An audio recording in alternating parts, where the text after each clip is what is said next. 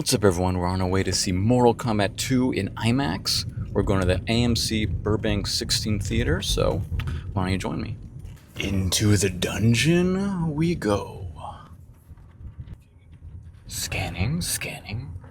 Will we find a parking spot? On to the next level. This is what happens when you watch movies on a weekend. Keeps going and going. We're gonna reach the Earth's core at this point. The planet core. Yeah, I hate watching movies on weekends. I just want to watch movies in peace and not have to worry about if I find parking or not. I'm a simple man. I just want good parking, good seats. That's all I'm asking for. This is not looking good, dude. Ooh, this is not looking good. I believe the second voice you hear is John. Will we find a parking space? Okay, no, there's more parking here. Okay, good. All right, we have found parking. Here we are at the Burbank 16 theater.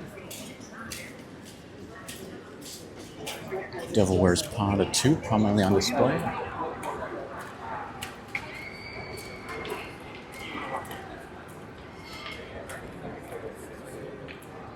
And up the escalator we go. Popcorn.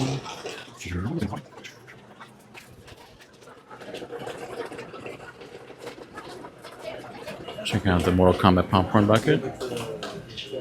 Popcorn required. We got Grogu over here. Grogu.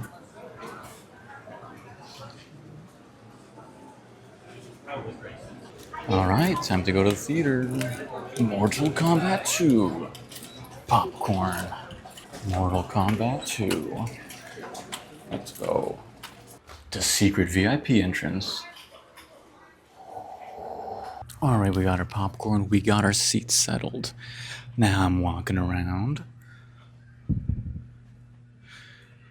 the behind the set area, I guess you could say, of the theater. I remember very little of the trailer. If you saw my last video, you know I do not like to watch trailers. I don't want to be spoiled for anything, okay? Except I know that it seems like Johnny Cage is maybe the main character in this one. I hope that we see Sub-Zero. Hope that we see Scorpion. I don't remember much of the last movie, so if they died, then maybe they won't be in this one. But anyway, I am looking forward to it. I'm a 90s kid, so I've been playing Mortal Kombat since the 90s on many different iterations. I'm looking forward to this one, so hopefully it does not disappoint. Once again, we are here at the Burbank 16 theater. This is the upper level right here. You either gotta take the stairs or the elevator to get here. But basically, there's like an upper access to every theater here. Number one, there's the IMAX right there. But a lot of the theaters will have an exit up here. Alright, I think the movie's gonna start soon, so I think I'm gonna go back in and grab my seat. So, I'll see you after the show. Alright, we're 40 minutes in the movie so far. Very solid so far. I'm liking it. Johnny Cage is awesome. He's very much like an 80s action star. So it's pretty fun so far. I did sneak some snacks in with me. Some blue Sour Punch bites in honor of Sub-Zero.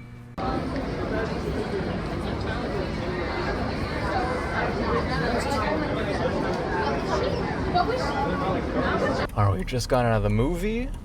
Personally, I liked it, but yeah, we're going to go over our thoughts. I'm here with my friend John.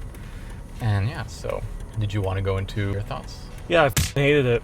Really? Okay. Okay, why? Why is that?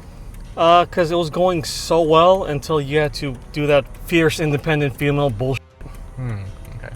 It's because, not that I'm a sexist or whatever, maybe I am, but it's just that in the games, historically, it's Liu Kang that defeats Shao Kahn. They have him die and be like, oh, I guess today is not my day. Mm-hmm. Not only that, he gets defeated by a 99-cent store item, aka a ribbon. 500 pounds, 7 foot, half human, half dragon, gets defeated by a ribbon. Mm-hmm. What kind of bullshit is that? Mm-hmm. Yeah, let's kill off all the people that actual fans love. Let's just make our own narrative. All right.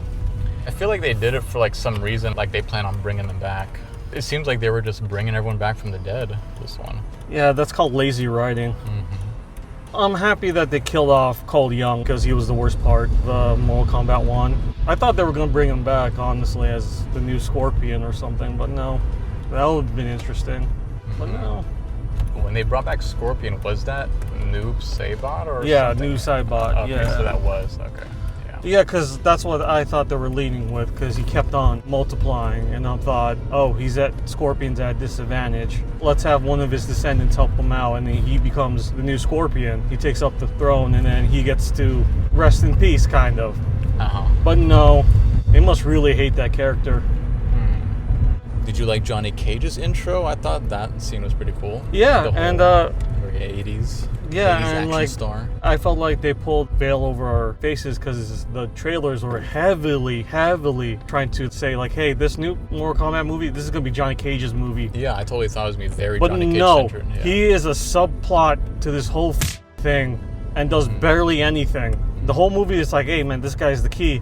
He's gonna help us do some crazy shit. What does he do? He just ends up kicking a amulet. That's it. But yeah, honestly, I thought the punch move was gonna be the final blow to Shao Kahn somehow. I would have loved it. Like he punched him so hard that the immortal seal that he had him like just disappeared. I mean, that would have been great. But what do I know? All right, so let's talk about Kano. Let's start with his introduction. They're bringing him back from the dead. What are your thoughts? I really thought the writers, they don't really like Kano, and since everyone loved him in the first one, they just thought, we have to add him somehow, and that's how his part was written. We just have to fit him in somehow, because that's exactly what he did. Why was he there? I don't know. And they promised us the metallic robotic eye. They were saying that, but no, we just produce an organic eyeball. Another tease. It's like, come on, dude. Yeah, I felt like he was really just written just because he was a fan favorite and nothing else. I think they paid more attention to his jabs, his puns, his dialogue, more than his actual storyline. Is that his usual character, or was that kind of like a Marvel Universe type? I think it was yeah, I think they just made him funny just because it worked so well with the Marvel movies. I didn't like Johnny Cage's dialogue either. It kind of felt forced. And who knew John Wick is part of the Mortal Kombat universe? Yeah. When he referenced John Wick in this movie. Well, specifically Keanu Reeves. Keanu Reeves and John Wick are in the Mortal Kombat universe. Also, when they showed them during the conventions, they didn't really elaborate there. They just showed him, yeah, he's down on his luck, but you don't really get the sense of that he's really down on his luck. They just showed him sitting in the booth like half asleep, and that's it. They should have taken up the movie Galaxy Quest with Tim Allen's character. They should have done something like that, or he's totally delusional that he's still relevant, and then starts hearing fans around the convention saying like, oh yeah, he's a pathetic washout and he's worth nothing, and then yeah, he lashes out and then becomes a drunk. That would have been way better than whatever they wrote him to do. I need more resistance for Johnny Cage. They just said, hey, come with us. Whatever we're saying is true, just come with us. And he's like, okay. I want him to be more hesitant, resisting, like, stuff like that. It's just, I didn't feel like he was really a sellout loser. Honestly, I just felt like he was just a terrible actor. It just sucks, that's it. I didn't really feel he's supposedly the biggest star in the world at one point. It felt really flat. That's the best way to describe it. It wasn't grounded enough for my liking. But then again, it's supposed to be mindless slop because it's a fighting movie. It's a movie about a video game. It shouldn't be some kind of Oscar-worthy film. I know that. Like, I get it. The story is definitely not very deep, but I guess, we can't really be expecting that. But yeah, exactly. I mean personally, I still had fun. And honestly, not enough blood. I feel like it should have been more blood.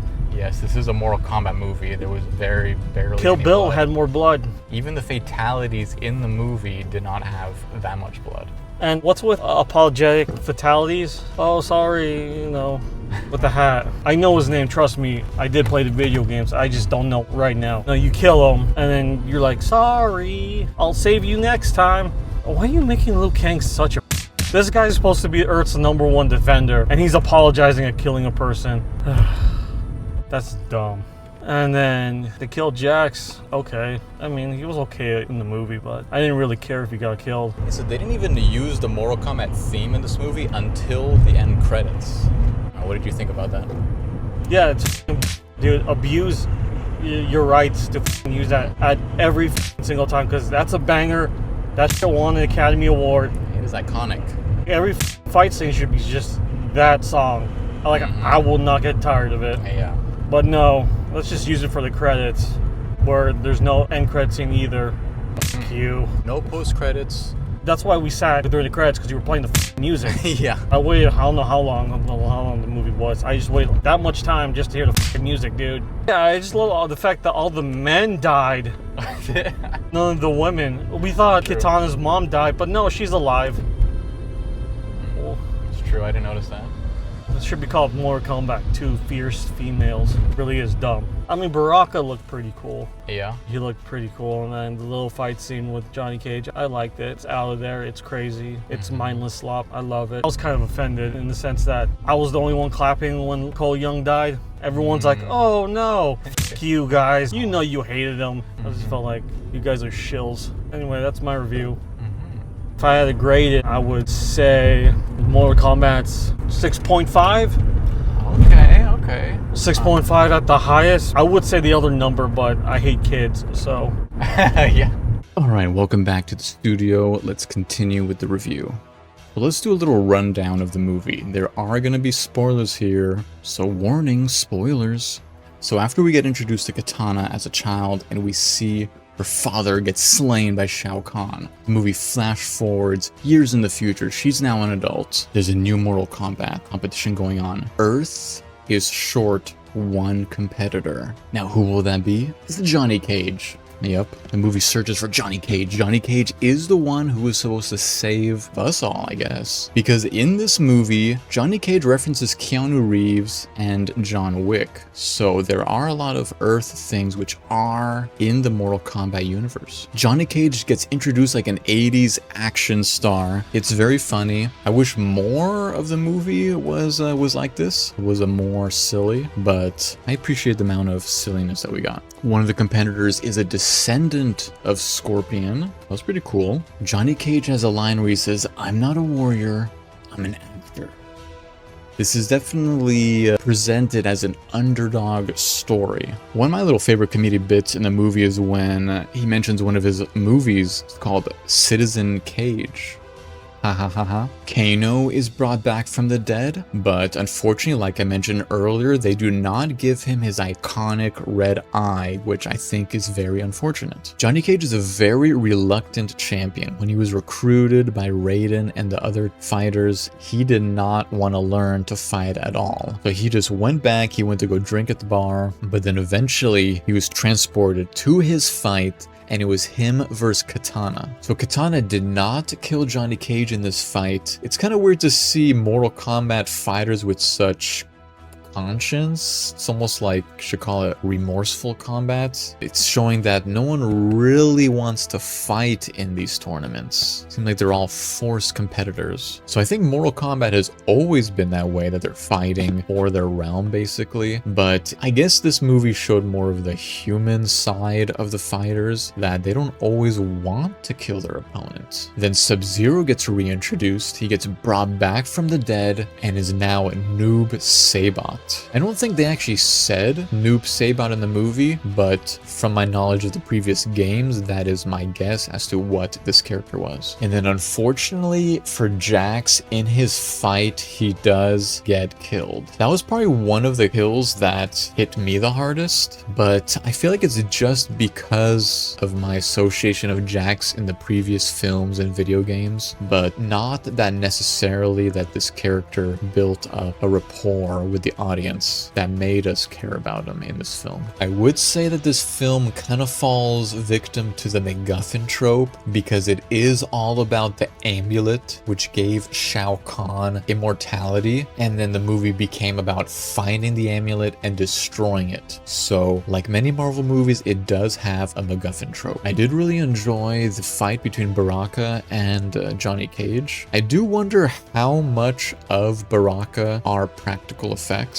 I am very curious about that. Like I mentioned earlier in the car, they only saved the iconic theme for the credits. I don't know why they did this. There has to be a reason why. Someone, please tell me in the comments, why is the iconic theme only in the credits? I feel like they should have played it when Johnny Cage kind of unlocked his powers or something like that. At least some other point in the movie. So my official rating is a 6 out of 10. I did enjoy it. was fun to watch. I enjoyed it in IMAX. It was funny for sure, but it's not going to be super memorable, I think, overall in the future. I feel like some of the characters just did not do enough for us to care about them necessarily. Coming up soon, I'm going to see Devil Wears Prada 2. I'm going to see Top Gun 40th anniversary in IMAX. I'm going to see Shrek 25th anniversary. So stay tuned for reviews for all those movies. Like, comment, and subscribe for more videos.